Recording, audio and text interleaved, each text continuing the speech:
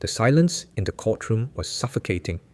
Every breath felt like a weight in my chest as my hands gripped the cold, polished wood of the table in front of me. My palms were clammy, my heart pounding in my throat, but I couldn't tear my eyes away from the scene unfolding. Across from me, Camilla sat, a cold smile tugging at the corner of her lips, her eyes glimmering with triumph. She looked like a woman who had already won. Her lawyer, Griffin Leary, leaned back in his chair, his fingers steepled in front of him, exuding a confidence that made my skin crawl. "Enjoy your new life," he said, his voice smooth, every word laced with condescension. "You'll be leaving with nothing." My stomach twisted as his words echoed in the room, a final blow I hadn't been prepared for. The walls of the courtroom seemed to close in around me, and I could feel my breath growing shallow. I had no idea how this would play out, but one thing was certain: the life I had built was slipping through my fingers. It hadn't always been like this. Once upon a time, Camilla and I had been the perfect match. We met at a small design conference when we were both still finding our feet in the world. She was radiant, full of ideas and ambition, and I was captivated by her fire. We started dating not long after, and from there, everything seemed to fall into place. Together, we built a life that felt like it was ours. When she started Rhodes Interiors, the vision was clear. We'd build it from the ground up. I supported her every step of the way, staying in the background, managing the finances, taking care of the details that nobody else saw. I was content with that. The long nights working together in our cramped apartment, dreaming of what we could create, felt like a partnership in every sense of the word. Camilla's success was my success, or so I thought, but as her business began to grow, so did the space between us. She was traveling more, meeting with clients, attending high-end galas. She was becoming someone I didn't recognize, and I was still the same, holding down the fort, making sure everything behind the scenes ran smoothly. Slowly, she started to pull away, leaving me with a growing emptiness. There were moments when I tried to talk to her, but she was too focused on her next project, her next step. She'd brush off my concerns with a distracted smile or a half-hearted apology. I told myself it was just a phase, that the success would settle down and we'd get back to what we once had. But with every passing day, the emotional distance between us grew. I felt invisible. I was giving everything, but it never felt like enough. I became a shadow in her life until one day, I wasn't even that. The courtroom felt like a pressure cooker, every moment simmering with tension. The air was thick, and the sound of the clock ticking echoed in my ears, each second amplifying the anxiety gnawing at my chest. Griffin Leary's voice sliced through the heavy silence, smooth and cold. "You'll leave with nothing," he repeated, his grin never faltering as his eyes flicked to me with mocking disdain. I clenched my fists under the table, trying to stay calm, but the words stung. Each one a reminder of how small I had become in this fight. Across from me, Camilla sat without a care in the world. She didn't even look up, her eyes fixed on a legal document as if I were just another insignificant transaction in her life.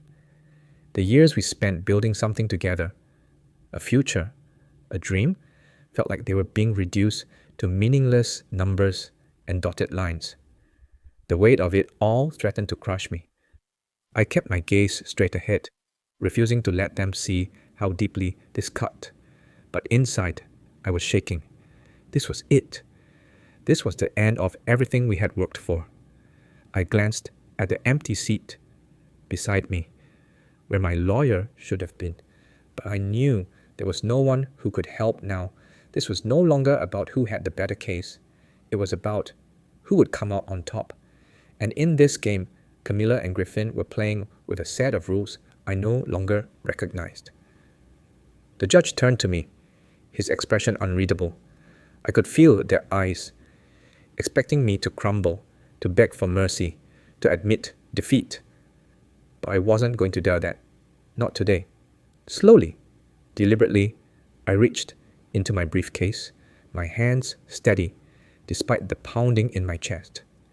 I pulled out a thick folder, the culmination of months of work, of collecting every piece of evidence I could find. Actually, yes, I said, my voice cutting through the courtroom like a knife. I'd like to submit this as evidence. The room went deathly quiet. Camilla's head snapped up, her eyes wide with shock. Griffin's smirk faltered for the first time, and I saw the flicker of unease in his gaze. The judge raised an eyebrow, his curiosity piqued. As he reached for the folder, the atmosphere in the room shifted instantly. A subtle but undeniable change. The tide had turned. The judge flipped through the pages one by one, his brows furrowing deeper with each new document. The emails, receipts, and financial records I had painstakingly compiled told a damning story, one that Camilla had never expected to come to light.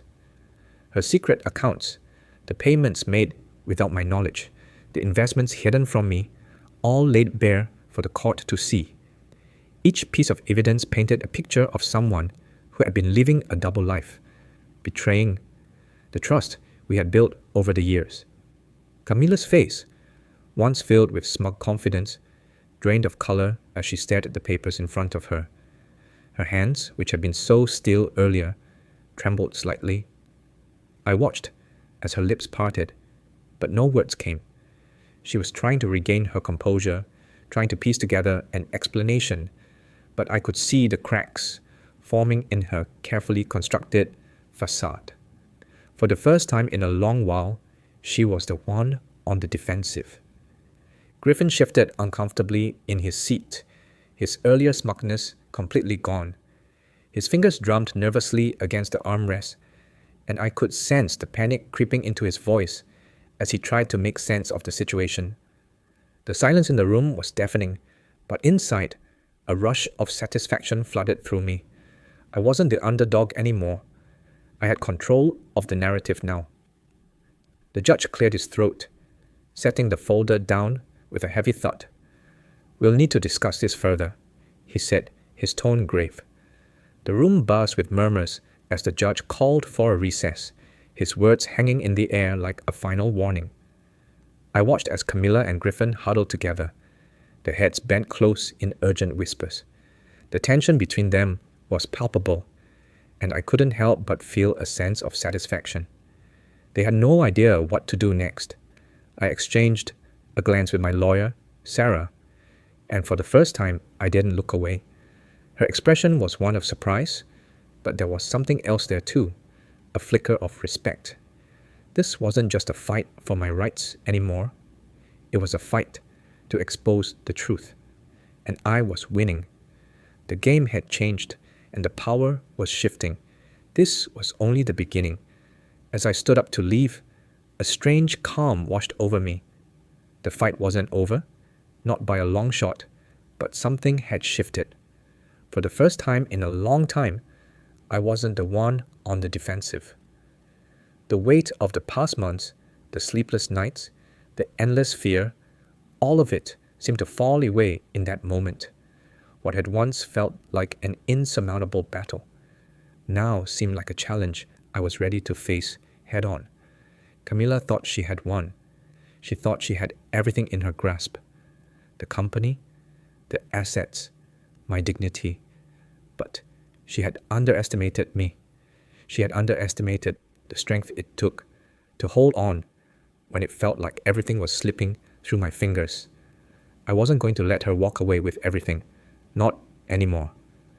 I glanced at Sarah, her expression still one of quiet surprise, but also something else. Respect, perhaps. I wasn't the victim here, not anymore. Whatever came next, I would be ready for it. I had the upper hand now, and I wasn't about to let it slip away. As the door to the courtroom closed behind me, I couldn't help but feel that the real fight was just beginning. The truth was out there now, and with it, I had a chance to rewrite the ending of this story. I wasn't just going to survive this, I was going to win.